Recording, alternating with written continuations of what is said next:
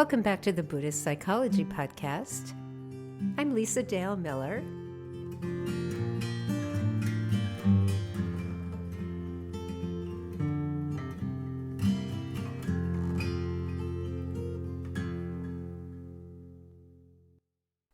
My voice is a bit nasal today. Hopefully this won't be too much of a problem. And a quick note, for those of you who love the Groundless Ground podcast, it now has a new home, although if you've been listening on Apple Podcasts or any of those other podcast sites, you will not notice any change. Any of you who've been going over to the Groundless Ground podcast website, you will notice that it is different. The episodes are now residing over on Substack. Well, it was a big week in world news, which we will not get into. Although, interestingly, our local police blotter reported an incident where an officer spotted a man driving a white pickup with a license plate that read traveler. And the plate was marked exempt, like it was a government plate. In his report, the police officer stated this was, quote, a fraudulent license plate used by constitutionalist and sovereign citizens, unquote. Read that description as MAGA. After the officer pulled the truck over, the driver refused to produce a Washington state-issued driver's license. Instead, he offered up a homemade license and a black book, which the driver identified as his passport. He also attempted to cover up the VIN number on the truck's dashboard and refused to exit the vehicle. Unfortunately, officers were forced to wrest him from his truck. Meanwhile, the driver's wife had exited the truck when it was pulled over and went into a nearby coffee shop. When she returned, she immediately told the officers her husband's name and date of birth. When they ran his info, he did have a valid state-issued driver's license. So officers cited this middle-aged man with obstructing an investigation and provided him with a court date. They attempted to book him into the county jail, but he, quote, failed to comply with corrections staff and jail procedures, unquote. Having read this, I was left wondering how this man became so utterly lost in delusion about something as basic as what nation he's a citizen of and what is required of a law-abiding Washington state resident. And that led me to the awful acknowledgement that the U.S. government is now run by officials who either share his deluded ideas about what America is or are using deluded citizens like this man to secure absolute power. While it's true that clearing mental confusion is a psychotherapist's bread and butter, if you are a clinician, imagine how you would respond to this man's utterly deluded sense of who he is and his complete unawareness of how awful his identity confusion is for himself and his fellow citizens. So like me, many of you who are clinicians might start by ruling out psychosis or schizophrenia. Well, let's assume neither of those conditions is present. How would you facilitate his realization of an insight into his self-delusion? Now, non-clinicians might think the best strategy is blatantly pointing it out. Well, that can often backfire and cause a deluded individual to write off the therapist and just walk out of the session. So, what is the fine line between enabling delusion by falsely affirming his reality, which some Rogerian therapists might actually do, and straight up calling out his delusional thinking? And by the way, how much harder has this become now that our nation is led by a demented president who, in addition to so many recent illegal actions, signed an executive order to rename the Gulf of Mexico the Gulf of America?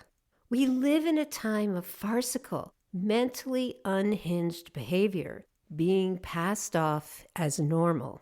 And for me, this is certainly the most frightening aspect of our current national nightmare.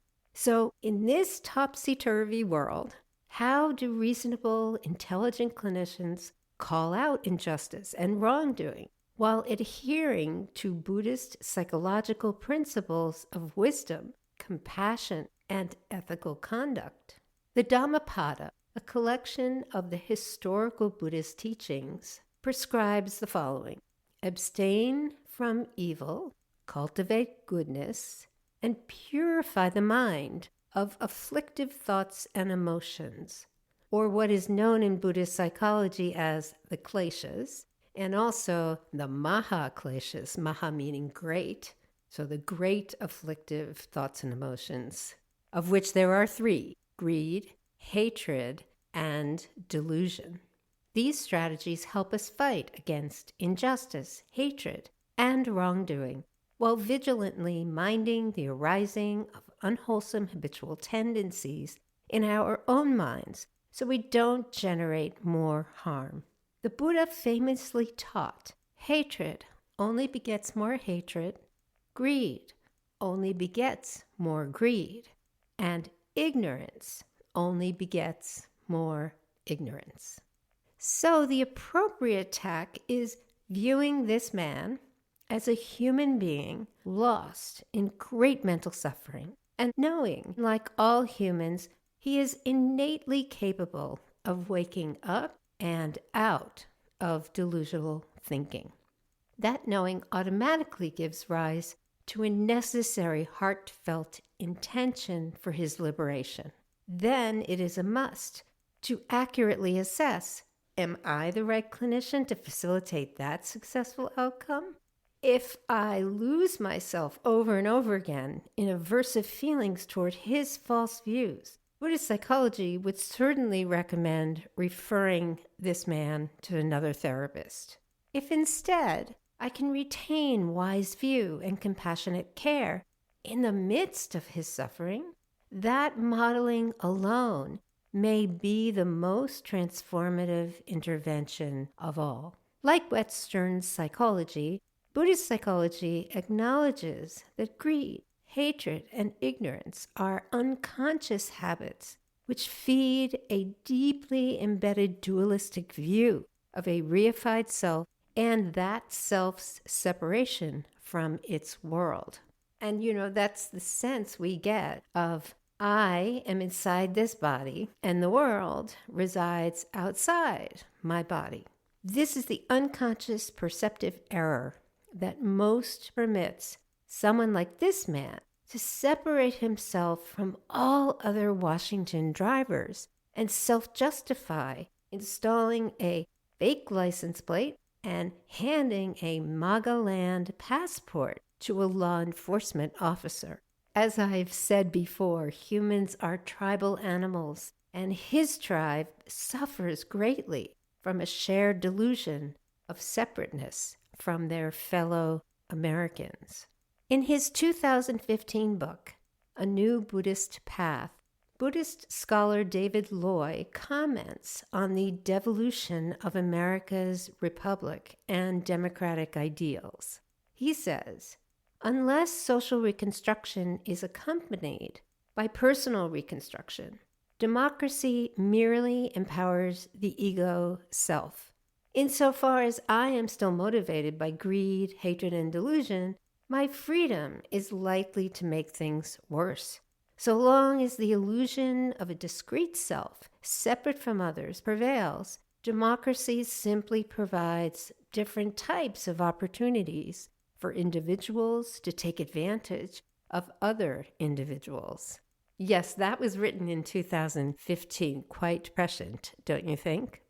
David's truth-telling returns us to wise view and the seemingly problematic notion many of you may have heard that is ascribed to Buddhism, which says nothing to do, nowhere to go, nothing to fix.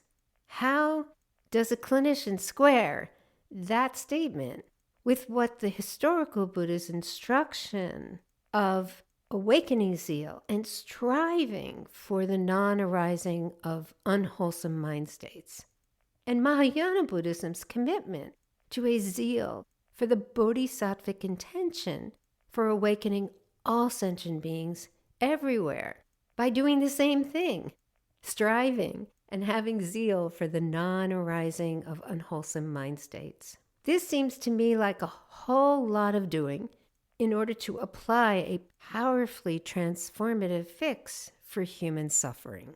Such zeal inspires effort, energy, and exerts the mind to strive for the continuant strengthening and increase of wholesome mind states. Wholesome in this case could simply mean being real with this man about his false beliefs, asking him to describe this fake nation state and pointing out the defects of his deluded notions, consistently reflecting back his false ideations of Magaland while restating our actual place of resonance as a shared truth. I know this sounds hard, and maybe it even sounds exhausting, but unwavering wisdom and compassion require steadfast presence in delusional suffering without generating reactivity. In this way, a psychotherapist can strengthen the habit of wholesome action, speech, and livelihood, and that in turn helps them do so without strain. Now keep in mind that any small moment of compassionate resonance is a step toward dissolution of hate-filled, greed-obsessed delusion. Many small steps eventually manifest as radical change. This is how psychotherapists can change the world from the inside out. The Buddha gave some instruction in this methodology. He once said, "One who repays an angry man with anger thereby makes things worse for himself. Not repaying an angry man with anger, one wins the battle hard to win. Knowing the other's anger, we mindfully maintain internal peace, practicing for the welfare of both parties." Here, the Buddha recommends equanimity and non-violent action. Choosing non-anger means maintaining embodied presence during interactions that would normally lead to mental and emotional reactivity. So embodied presence is necessary for virtuous conduct and nurturing collective harmony. And this is so relevant now as the ugly underbelly of America is being fully exposed. The ideal of American equality, justice, and care for all has seemingly vanished, along with respectful, informed, rational dialogue. So devoted to cultivating wakeful presence and acting from principles of ethical conduct, psychotherapists can help transform a world deeply in need of change. Our efforts will help dispel divisiveness and reinvigorate commitment to collective care. So that means listening deeply and naming the mahakleshas, greed, hatred, and delusion, when they are spoken or acted upon by ourselves or others, and taking time to self-reflect on entitlements and avoidances that impede shared community, which frankly is the antidote to fear and separation. These frightening and difficult times require psychotherapists to renounce complacency, convention, denial, and cowardice, and commit to sustained social activism. Psychotherapy has never been big on collective healing, a large methodological defect left unaddressed for a century or more. This deluded world is demanding psychotherapists become warriors for clarity, tolerance, and collective care, to root out delusion whenever it arises, and fearlessly light the lamp of non-suffering in a world of dark, intense suffering. So I invite all of you to join me on the activist side of Buddhist psychology.